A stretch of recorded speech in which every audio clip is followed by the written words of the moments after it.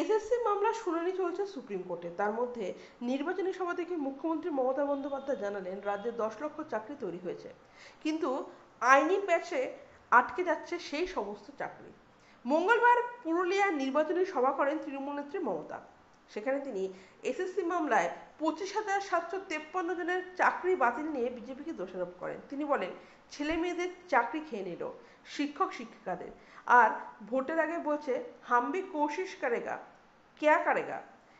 তুমি তো সিবিআই কে দিয়ে রিপোর্ট করিয়ে যারা যোগ্য সেই ছেলে মেয়েদের চাকরিও খেয়ে নিয়েছো। তারপরে মমতা বলেন, আমার 10 লক্ষ চাকরি রেডি আছে, শুধু বিজেপি আর সিপিএম এর লোকেরা কোর্টে চলে যাচ্ছে আর একটা করে মামলা করছে। ওরা মামলা করলেই হাইকোর্ট দিয়ে দিচ্ছে।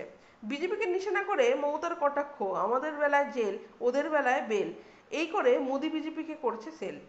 এই হয়ে গিয়েছে অবস্থা। তাই লড়াই নতুন করে লড়তে হবে। উল্লেখ্য, মঙ্গলবার সুপ্রিম কোর্টের 3 বিচারপতি বেঞ্চে এসএসসি মামলার শুনানি চলছে। এসএসসি শীর্ষ আদালতকে জানিয়েছে, বাতিল হওয়া 25,753 জন চাকরির মধ্যে প্রায় 19,000 চাকরি পেয়েছিলেন যোগ্য প্রার্থীরা। তবে এসএসসির বক্তব্য শোনার পর সেখানে তাদের দায়িত্ববোধ নিয়ে প্রশ্ন তোলে শীর্ষ আদালত। আদালতকে এসএসসি জানিয়েছিল, চাকরি বাতিলের সিদ্ধান্ত গ্রহণ আদালতের এখতিয়ারের মধ্যে পড়ে না। পাল্টা সুপ্রিম কোর্ট এসএসসির কাছে জানতে চেয়েছে, ওএমআর সিট স্ক্যান করার জন্য যথাযথভাবে টেন্ডার ডাকেনি কেন এসএসসি? আদালতের প্রশ্ন, এত সব গুরুত্বপূর্ণ গোপনীয় তথ্য অন্য সংস্থার হাতে তুলে দিলেন আপনারা, এটা কি আপনাদের দায়িত্বশীল কাজ? টেন্ডারের জন্য কতজনকে ডেকেছিলেন? আপনারা সম্পূর্ণ নিয়োগ প্রক্রিয়া চালাচ্ছেন, অথচ যথাযথভাবে টেন্ডার ডাকেননি কেন? এখানেই শেষ নয়, এসএসসি পরীক্ষা সংক্রান্ত তথ্য দেওয়ার ক্ষেত্রে পদ্ধতিগত জালিয়াতি করেছে বলে মন্তব্য করেন সুপ্রিম কোর্ট। এসএসসিকে আদালত বলে, এতদিন তাহলে তথ্য জানার অধিকারে যা যা বলতেন সেসব অসত্য ছিল।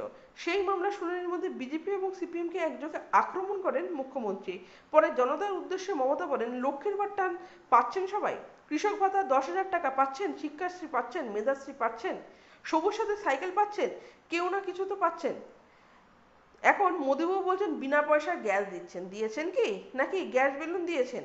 মমতার কটাক্ষ, এত মিথ্যা কথা বলতে পারে একটা লোক, আমি ভাবতেই পারি না।